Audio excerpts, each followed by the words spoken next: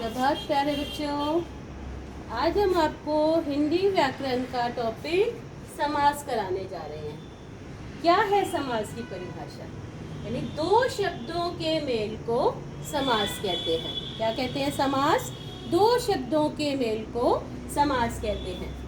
समास का अर्थ है संक्षिप्त रूप अर्थात छोटा करना, यानी दो शब्दों के बीच में से विभक्ति चिन्ह का लोप कर देना समास कहलाता है। जैसे राजा का पुत्र राजपुत्र, माखन को चुराने वाला माखन चोर, रसोई के लिए घर रसोई घर, पाप से छूटा हुआ पाप मुक्त। तो गा को के लिए से ये सब क्या है? हमारे विभक्ति चिन्ह यानी कारक चिन्हों का प्रयोग है। इनको हटाकर एक रूप कर देना समास कहलाता है। समास में दो पद होते हैं, पूर्व पद और उत्तर पद। पूर्व मीन्स पहला और उत्तर मीन्स बाद का। जैसे यथा शक्ति, तो यथा हमारा पूर्व पद है और शक्ति उत्तर पद। तो समास के 6 भेद होते हैं। सबसे पहले अव्ययीभाव समास, दूसरे नंबर पे तत्पुरुष समास, तीसरा द्विगु समास, चौथा द्वंद्व समास, पांचवा कर्मधारय समास और छठा बहुब्रीहि समास। तो बच्चों कौन कौन से 6 समास होते हैं? अव्ययीभाव समास, तत्पुरुष समास, द्विगु समास, द्वंद्व समास, कर्मधारय समास और बहुब्रीहि समास। तो अब हम सब इनके बारे में जानेंगे। तो सबसे पहला है अव्ययीभाव समास। इसमें पहला पद अव्यय होता है, अर्थात किसी भी रूप में, यानी लिंग वचन काल का इस पर कोई भी प्रभाव नहीं पड़ता, यानी किसी प्रकार का परिवर्तन नहीं होता। पहला पद अव्यय होने के कारण समस्त पद भी अव्यय बन जाता है। जैसे आ जन्म यानी जन्म से लेकर, भर पेट पेट भर कर, यथा शक्ति शक्ति के अनुसार, यथा समय समय के अनुसार, प्रतिवर्ष हर वर्ष, प्रत्येक गली यानी प्रति गली प्रत्येक गली। इस तरह से किसी भी प्रकार परिवर्तन न होना अव्ययीभाव समास कहलाता है। दूसरा है हमारा तत्पुरुष समास। इसमें पहला पद विशेषण होने के कारण गौण होता है और दूसरा पद जो है प्रधान होता है। इसमें कारक चिन्हों का प्रयोग करते हैं। तो कारक चिन्ह आप जानते हैं, कर्ता ने कर्म को करण से या के द्वारा, संप्रदान के लिए अपादान से अलग होना, संबंध का के की, अधिकरण में पर और संबोधन है अरे। तो प्रथमा और संबोधन का प्रयोग न करके बाकी 6 कारक का प्रयोग हम करते हैं। तो पहला है कर्म तत्पुरुष समास। कर्म का चिन्ह क्या होता है? को, यानी स्वर्ग प्राप्त स्वर्ग को प्राप्त, ग्रामगत गांव को गया हुआ, गगन चुंबी गगन को चूमने वाला, यश प्राप्त यश को प्राप्त। तो को जहाँ पर चिन्ह आता है इसका मतलब क्या है? द्वितीय तत्पुरुष या कर्म तत्पुरुष समास है।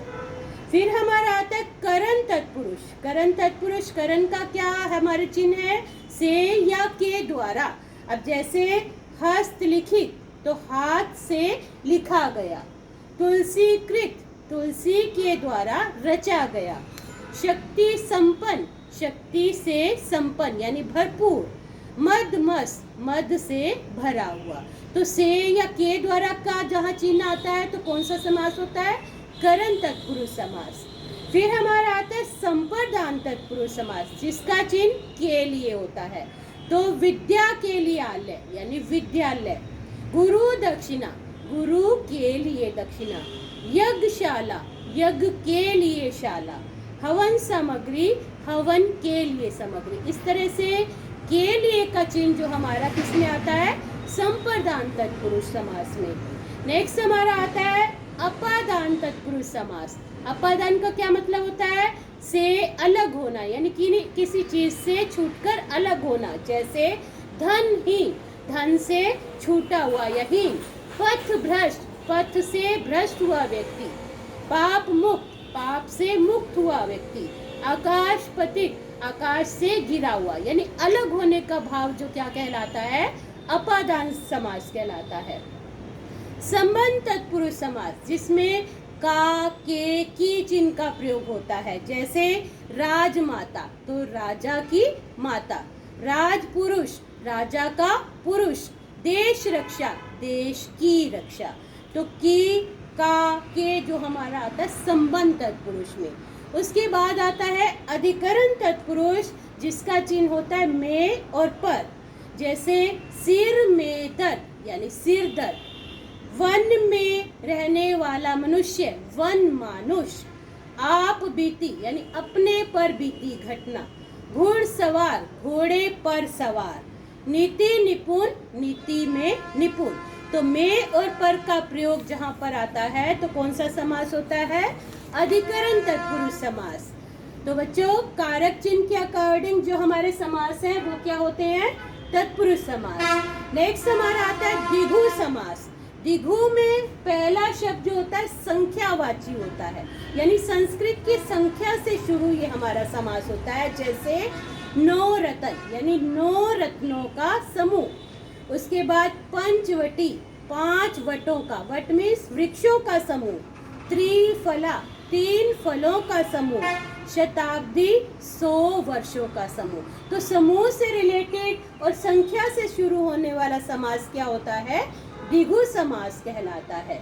नेक्स्ट हमारा आता है द्वंद्व समास। द्वंद्व में 2 का समूह होता है, यानी छोटे से हाइफन चिन्ह के द्वारा हमारा समास शुरू होता है, जैसे माता पिता। तो डिफाइन करते हुए माता और पिता, दाल चावल दाल और चावल, दही बड़ा दही और बड़ा, दिन रात दिन और रात। ये अपोजिट वर्ड जो एक दूसरे से जुड़े होते हैं, लाभ हानि लाभ और हानि, सुख दुख सुख और दुख, द्वंद्व समास कहलाता है।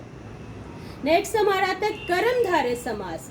इसमें एक पद विशेषण और दूसरा विशेष्य होता है, यानी उपमान और उपमेय होता है, यानी एक चीज की दूसरे चीज से तुलना की जाती है, जैसे महान दे महान है जो दे, नील गाय नीली है जो गाय, कमल नयन कमल के समान नयन, चंद्रमुख चांद के जैसा मुख। तो ये तुलना की जा रही है इस समास में, तो क्या कहलाता है?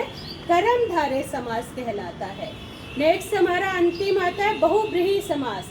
इसमें ना तो पहला पद प्रधान होता है, ना ही उत्तर पद, किसी तीसरे अर्थ की प्रधानता होती है, जैसे नीलकंठ है तो 2 नीला कंठ। तो नीला है कंठ जिसका शब्द जहाँ पर आ जाए, यानी महादेव का। नीलकंठ किसको कहा जाता है? शिव जी को कहा जाता है, तो विशेष अर्थ की प्रधानता है। लंबोदर लंबा है उदर किसका होता है लंबा उदर? यानी गणेश जी का। पीताम्बर पीले हैं वस्त्रों वाला, यानी पीले हैं वस्त्र किसके पीले वस्त्र होते हैं? कृष्ण भगवान के। श्वेतांबरा तो श्वेत वस्त्र किसके होते हैं? माँ सरस्वती के, जिसका विशेष अर्थ निकलता है ब्रैकेट में कोई अर्थ, जैसे दशानन दश है आनंद जिसके, तो दशानन किसके लिए प्रयोग होता है? रावण के लिए। तो बच्चों इस तरह से विशेष अर्थ की प्रधानता वाले शब्द क्या कहलाते हैं? बहुब्रीहि समास। आशा है आपको सारे समास क्लियर हो गए होंगे। धन्यवाद।